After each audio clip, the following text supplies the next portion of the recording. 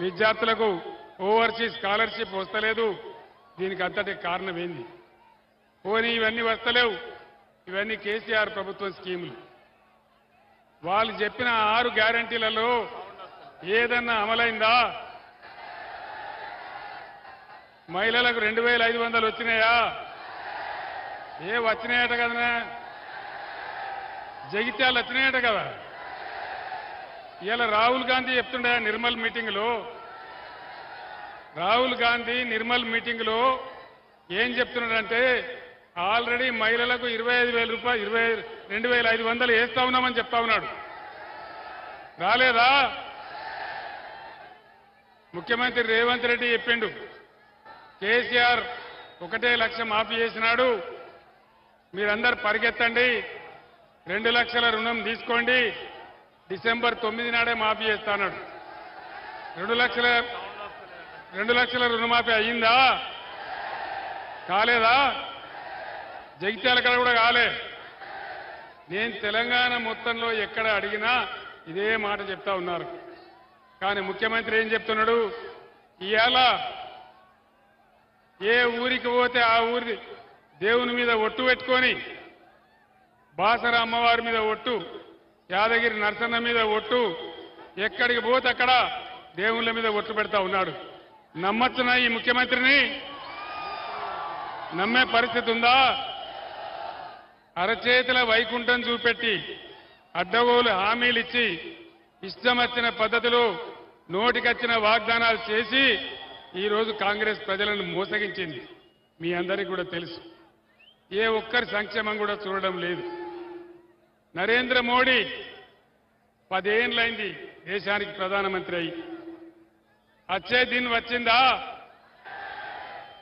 సచ్చే దిన్ వచ్చింది.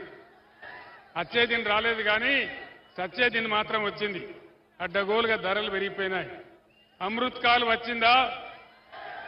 బేటీ పడావో బేటీ బచావో వచ్చిందా? జన్ధన్ ఖాతాల డబ్బులు పడ్డాయా?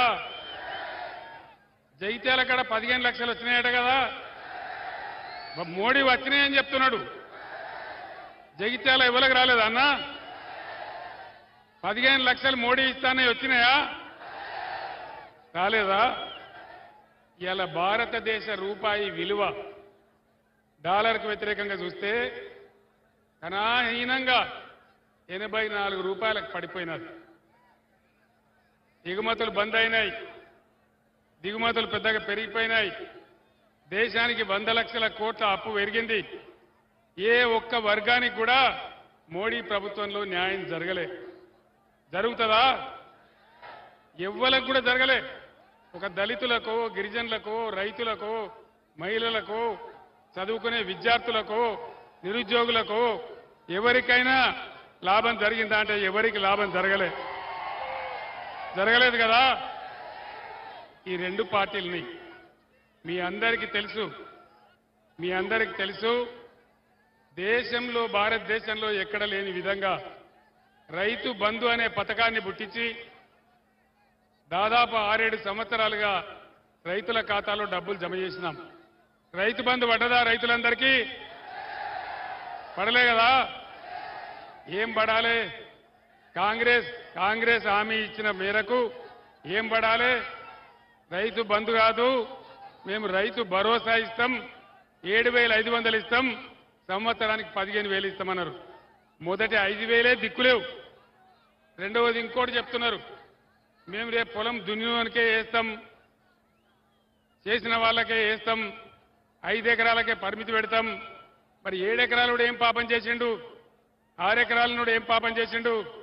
నువ్వు లిమిట్ పెడతా అంటే నువ్వు 20-25 ఎకరాలకు పెట్టాలి.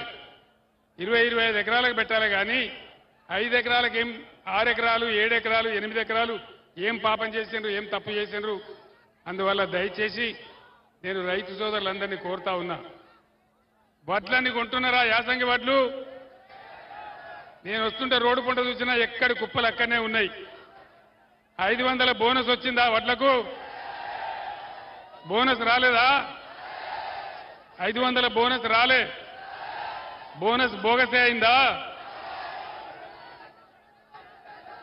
ఇక్కడ కళ్యాణ లక్ష్మి పెడితే కేసీఆర్ 1 లక్ష రూపాయలు ఇస్తాడు మేం